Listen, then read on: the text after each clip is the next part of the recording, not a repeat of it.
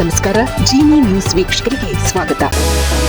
ಎಲ್ಲ ವೀಕ್ಷಕರಿಗೆ ನಮಸ್ಕಾರ, ನಾನು ಸಂಧ್ಯಾ. ಎಲ್ಲ ವೀಕ್ಷಕರಿಗೆ ನಮಸ್ಕಾರ. ವಿಕೆ ಡಿಜಿಟಲ್ ನ್ಯೂಸ್ಗೆ ಸ್ವಾಗತ. ನಾನು ಸಂಧ್ಯಾ. ಬಿಜೆಪಿ ನಾಯಕರ ಚಿತ್ರಗಳನ್ನು ಸಾಮಾಜಿಕ ಜಾಲತಾಣದಲ್ಲಿ ಹಂಚಿಕೊಂಡಿದ್ದ ಪೋಸ್ಟ್, ಸಿಎಂ ವಿರುದ್ಧ ದಾಖಲಾಗಿದ್ದ ಎಫ್ಐಆರ್ ರದ್ದು.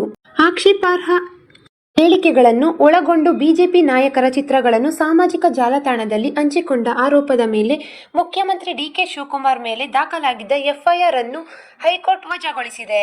ಬೆಂಗಳೂರಿನ ಹೈಗ್ರೌಂಡ್ಸ್ ಠಾಣೆಯಲ್ಲಿ ದಾಖಲಾಗಿದ್ದ ಪ್ರಕರಣದ ರದ್ದತಿ ಕೋರಿ ಡಿಕೆ ಶಿವಕುಮಾರ್ ಹೈಕೋರ್ಟ್ಗೆ ಅರ್ಜಿ ಸಲ್ಲಿಸಿದ್ದರು. ಡಿಕೆಶಿ ಪರ ವಕೀಲ ಎಚ್.ವಿ. ಪ್ರವೀಣ್ ಗೌಡ ಅವರು ವಾದ ಮಂಡಿಸಿ, ಶಿವಕುಮಾರ್ ಅವರ ಸಾಮಾಜಿಕ ಜಾಲತಾಣ ಖಾತೆಯ ಮೂಲಕ ಆಕ್ಷೇಪಾರ್ಹ ಪೋಸ್ಟ್ಗಳನ್ನು ಹಾಕಲಾಗಿದೆ ಎಂಬ ಏಕೈಕ ಕಾರಣಕ್ಕೆ ಅವರ ವಿರುದ್ಧ ಐಪಿಸಿ ಸೆಕ್ಷನ್ಗಳಾದ 153, 504, 505, 464 ಅಡಿ ಪ್ರಕರಣ ದಾಖಲಾಗಿತ್ತು. ಕಾಂಗ್ರೆಸ್ ಸಾಮಾಜಿಕ ಜಾಲತಾಣ ವಿಭಾಗದ ಮುಖ್ಯಸ್ಥರು ಪೋಸ್ಟ್ ಅಪ್ಲೋಡ್ ಮಾಡಿದ್ದಾರೆ. ಶಿವಕುಮಾರ್ ಅವರು ಕೆಪಿಸಿಸಿ ಅಧ್ಯಕ್ಷರು ಎಂಬ ಕಾರಣಕ್ಕೆ ಅವರನ್ನು ಪ್ರಕರಣದಲ್ಲಿ ಸಿಲುಕಿಸಲಾಗಿದೆ ಎಂದು ವಾದ ಮಂಡಿಸಿದರು. 3 ದಶಕಗಳ ಹಿಂದೆ ರಾಮ ಜನ್ಮಭೂಮಿ ವಿಚಾರವಾಗಿ ಹುಬ್ಬಳ್ಳಿಯಲ್ಲಿ ನಡೆದ ಗಲಭೆ ಪ್ರಕರಣದಲ್ಲಿ ಆರೋಪಿಯಾಗಿದ್ದ ಶ್ರೀಕಾಂತ್ ಪೂಜಾರಿಯನ್ನು ಅಲ್ಲಿನ ಪೊಲೀಸರು ಬಂಧಿಸಿ, ಈ ಹಿನ್ನೆಲೆ ರಾಜ್ಯ ಸರ್ಕಾರದ ನಡೆ ಖಂಡಿಸಿ ಬಿಜೆಪಿಯು ರಾಜ್ಯಾದ್ಯಂತ ಪ್ರತಿಭಟನೆ ನಡೆಸಿತ್ತು.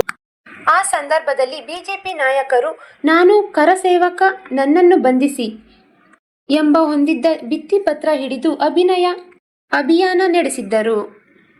ಇದನ್ನು ಟೀಕಿಸುವ ಉದ್ದೇಶದಿಂದ ಕಾಂಗ್ರೆಸ್ ಬಿಜೆಪಿ ರಾಜ್ಯ ಘಟಕದ ಅಧ್ಯಕ್ಷ ಬಿ.ವೈ. ವಿಜಯೇಂದ್ರ ಅವರ ಫೋಟೋ ಬಳಸಿ, "ನಾನು ಆರ್ಟಿಜಿಎಸ್ ಮೂಲಕ ಲಂಚ ಪಡೆದಿದ್ದೇನೆ, 40 ಕೋಟಿ ರು ಅಕ್ರಮದಲ್ಲೂ ಪಾಲುದಾರ, ನನ್ನನ್ನು ಬಂಧಿಸಿ". ಶಾಸಕ ವಿ. ಸುನೀಲ್ ಕುಮಾರ್ ಫೋಟೋ ಬಳಸಿ, "ನಾನು ಪರಶುರಾಮನ ಮೂರ್ತಿ ಕಂಚನ್ನು ಕದ್ದಿದ್ದೇನೆ, ಸಿಮೆಂಟ್ ಕದ್ದಿದ್ದೇನೆ, ನನ್ನನ್ನು ಬಂಧಿಸಿ" ಎಂದು ಬರೆದಿರುವ ಚಿತ್ರಗಳನ್ನು ಕೆಪಿಸಿಸಿ ಅಧಿಕೃತ ಫೇಸ್ಬುಕ್ ಪೇಜ್ನಲ್ಲಿ ಪೋಸ್ಟ್ ಮಾಡಲಾಗಿತ್ತು. ಇದೇ ಕಾರಣಕ್ಕೆ ಅಂದಿನ ಉಪಮುಖ್ಯಮಂತ್ರಿ, ಕೆಪಿಸಿಸಿ ಅಧ್ಯಕ್ಷರಾಗಿದ್ದ ಡಿಕೆ ಶಿವಕುಮಾರ್ ಹಾಗೂ ಸಾಮಾಜಿಕ ಜಾಲತಾಣ ವಿಭಾಗದ ಮುಖ್ಯಸ್ಥ ಆರ್. ನಾಯ್ಡು ವಿರುದ್ಧ ಬಿಜೆಪಿಯ ಕಾನೂನು ಘಟಕದ ಸಂಚಾಲಕ ಯೋಗೇಂದ್ರ ತಡಗಟ್ಟ ನೀಡಿದ್ದ ಖಾಸಗಿ ದೂರು ಆಧರಿಸಿ ಹೈಗ್ರೌಂಡ್ಸ್ ಠಾಣೆಯ ಪೊಲೀಸರು ಪ್ರಕರಣ ದಾಖಲಿಸಿದ್ದರು. ವಾದ ಪ್ರತಿವಾದ ಆಲಿಸಿದ ನ್ಯಾಯಮೂರ್ತಿ ನಾಗಪ್ರಸನ್ನ ಪೀಠದಿಂದ ಎಫ್ಐಆರ್ ರದ್ದುಗೊಳಿಸಿ ಆದೇಶಿಸಲಾಗಿದೆ. ಈ ದಿನದ ನಿರಂತರ ಸುದ್ದಿಗಳಿಗಾಗಿ ವೀಕ್ಷಿಸುತ್ತಿರಿ ಜೀನಿ ನ್ಯೂಸ್. ನಮಸ್ಕಾರ.